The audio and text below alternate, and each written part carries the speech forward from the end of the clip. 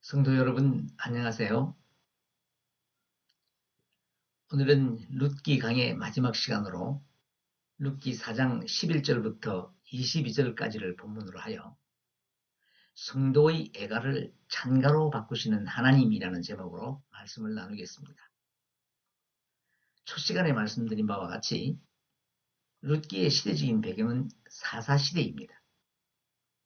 가나안 정복에 실패한 이스라엘은 내적인 부패와 함께 외세의 억압으로 인하여 백성들은 지치고 나약해져서 종교적 도덕적 기준을 잃어버리고 타락합니다.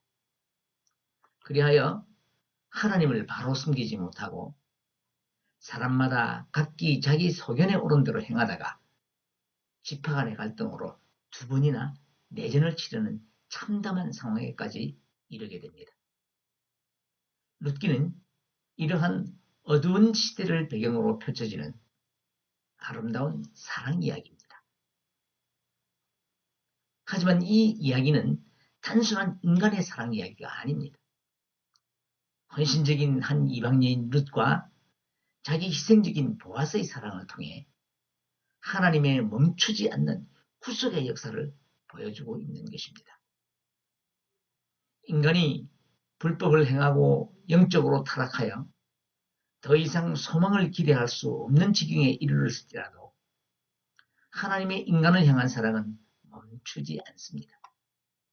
룻기 4장은 그 사랑의 절정을 보여주고 있는데 지난 시간에는 보아스가 룻과의 사랑을 이루기 위하여 기업물을 권리를 이양받는 법적인 절차를 주도적으로 진행하는 과정을 살펴보았습니다.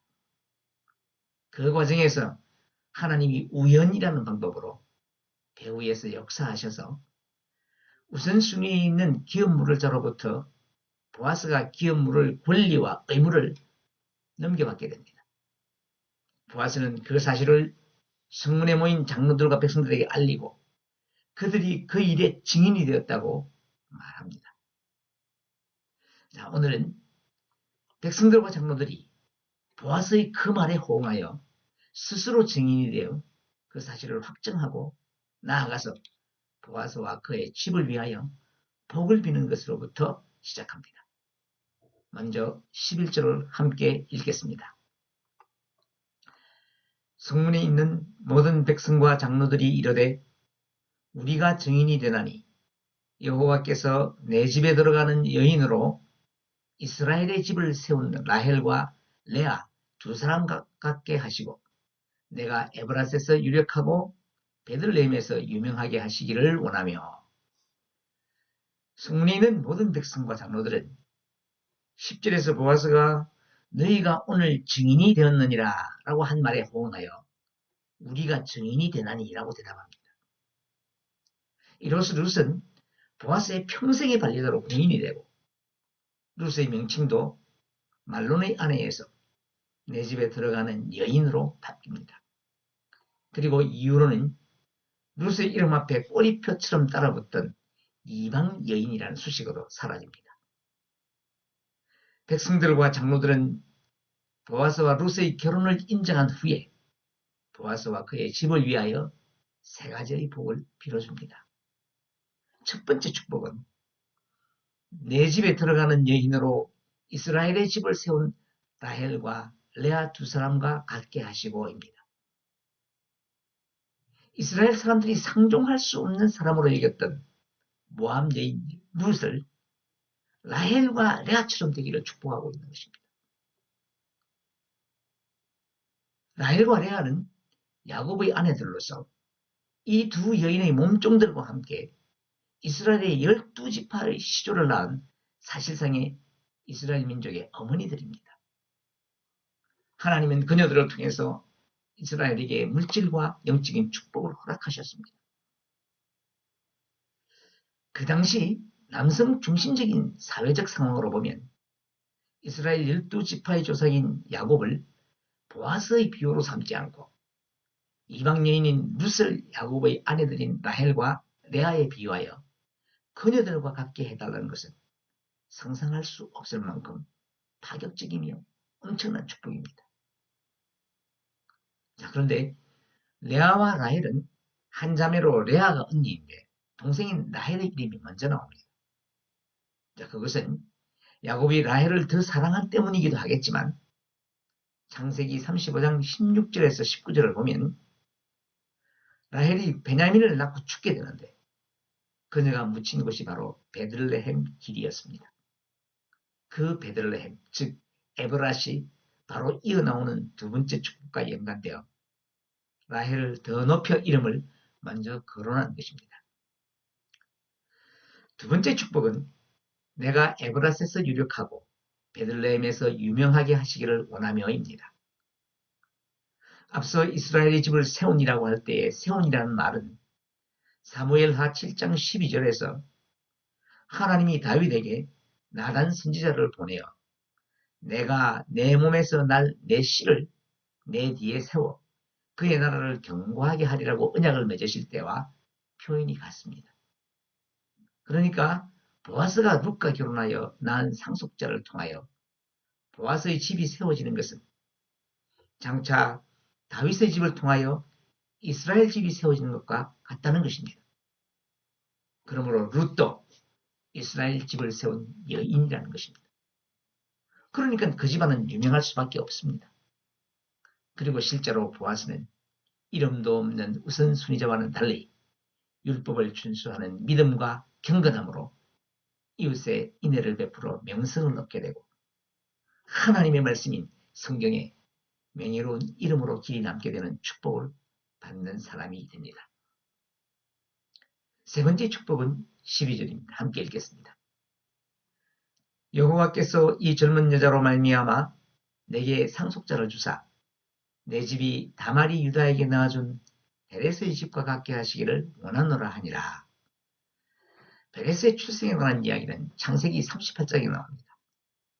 다말은 유다의 큰 며느리인데 남편 엘이 죽자 유다는 법도에 따라 작은 아들 오난을 다말에게 들여보내지만 형의 씨를 잇는 것이 싫어서 땅에 설정한 오난은 여호와께 벌을 받아 죽게 됩니다. 자, 두 아들을 잃은 유다가 막내 셀라마저 죽을까 염려되어 셀라가 장성할 때까지 기다리라며 며느리 다말을 친정으로 돌려보냅니다. 다말이 친정에서 수절하며 아무리 기다려도 셀라를 주지 않자 장녀로 분장하여 시아버지와 동침하고 그로 인해 상둥이 형제를 낳게 됩니다. 해산할 때 먼저 손이 나온 아이에게 산파가 홍색실을 묶어두었는데 그 아이는 손을 다시 집어넣고 다른 아이가 먼저 출생을 합니다. 이렇게 먼저 출생한 아이가 베레스입니다. 유다가 후사를 잇기 어려운 상황에서 다말을 통하여 섭리적으로 후사를 잇게 하였다는 점과 다말이 이방 여인이라는 점에서 룻과 다말이 일치합니다. 그러니까 베레스는 조금 다르기는 하지만 결국 유다와 그의 며느리 다말 사이의 계대 결혼을 통해서 낳은 자식이고 보아스는 베레스의 직계 후손이 됩니다. 그런데 보아스는 아들이 없어 족보를 이어갈 수 없었습니다. 백성들과 장로들이 그 보아스에게 룻을 통하여 아들을 얻어 베레스의 족보를 이어가라고 축복합니다. 이 축복은 13절에서 바로 이루어집니다. 13절을 함께 읽겠습니다. 이에 보아스가 룻을 맞이하여 아내로 삼고 그에게 들어갔더니 여호와께서 그에게 임신하게 하심으로 그가 아들을 낳은지라. 지금까지 배후에 계셨던 하나님이 드디어 전면에 나타나셔서 룻에게 아이를 잉태하게 해주셨습니다. 그리하여 보아스는 룻을 통해 아들을 낳아 베레스의 족보를 이어갈 수 있었고 훗날 그의 후손 다윗과 그 왕조로 인하여 장로들과 백성의 축복은 이루어지게 됩니다. 이렇게 자식이 없던 룻의 틀을 하나님이 열어주자 여인들이 나오미 앞에 나와서 하나님을 찬양합니다. 14절입니다. 여인들이 나오미에게 이르되 찬송할지로다. 여호와께서 오늘 내게 기업 물을 자가 없게 하지 아니하셨도다. 이 아이의 이름이 이스라엘 중에 유명하게 되기를 원하노라. 아들은 룻이 낳았는데 여인들은 나오미에게 찬송하기를 권하며 그 아이를 축복합니다. 그런데 그 축복의 내용을 자세히 살펴보면 11절에서는 하나님이 룻으로 하여금 라헬과 레아와 같게 하셔서 보아스가 베들레헴에서 유명해지기를 구하는 보아스 개인에 관한 축복이었습니다. 그리고 12절의 축복은 조금 확대되어 집안에 대한 축복이었는데 지금은 이스라엘 중에서 유명하기를 원하노라고 하여 민족으로 축복의 범위가 확대가 됩니다. 그러면서 15절에서 태어난 아이에 대하여 매우 중요한 이야기를 하고 있습니다. 15절을 우리 함께 읽겠습니다. 이는 내 생명의 회복자이며 내 노년의 복량자라. 곧 너를 사랑하며 7 아들보다 귀한 내 며느리가 낳은 자로다 하니라. 그 아이가 나오미의 생명의 회복자, 노년의 복량자라는 것입니다. 자, 이 말씀을 잘못 이해하면 태어난 아이에게 무거운 짐을 지어주는 것처럼 보이지만 그렇지 않습니다. 생명의 회복자, 노년의 복량자는 하나님의 이름과 관련이 있습니다. 성경에 나타나는 하나님의 이름은 여러 가지가 있는데 그 중에 여호와는 언약을 세우시고 그 언약을 이루어 가시는 구원의 하나님임을 강조하는 이름입니다. 거기에는 크게 2가지 의미를 지닙니다. 첫째는 생명의 창조자라는 뜻이 있고 또 하나는 생명을 유지하게 하시는 분, 즉 생명의 복량자라는 뜻입니다. 다시 말하면 하나님은 우리를 이 세상에 태어나게 하실 뿐만 아니라 이 세상에서 생명을 이어갈 수 있도록 어려운 일들을 막아주시기도 하시고 스스로 견딜 수 있도록 힘을 주시는 분이라는 것입니다. 그러므로 본문은 태어난 그 아이가 하나님의 은총을 받아 하나님의 품성을 닮을 것이라는 놀라운 축복입니다.